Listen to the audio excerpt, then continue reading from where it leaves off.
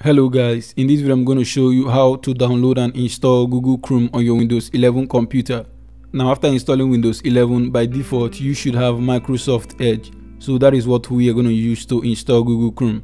So click on your start menu and then go to all apps, scroll down and you can see Microsoft Edge over here. You can just search for it and ignore this long process. So open Microsoft Edge.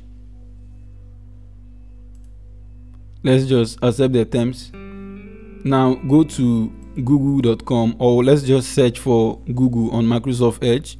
By default the search engine here is Bing, I think.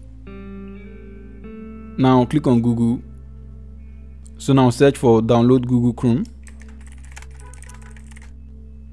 and you can see over here Google Chrome, download Chrome today. So click on that. Wow, you can see the message by the right on your screen. Microsoft Edge runs on the same technology as Chrome with the added trust of Microsoft and all that.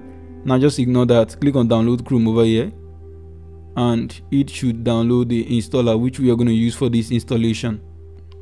So if the download doesn't start automatically, then click on download Chrome manually. And you can see Chrome setup has been downloaded successfully. Now close Microsoft Edge and then open your download folder. And here is Chrome setup. Now open Chrome setup, double click on it.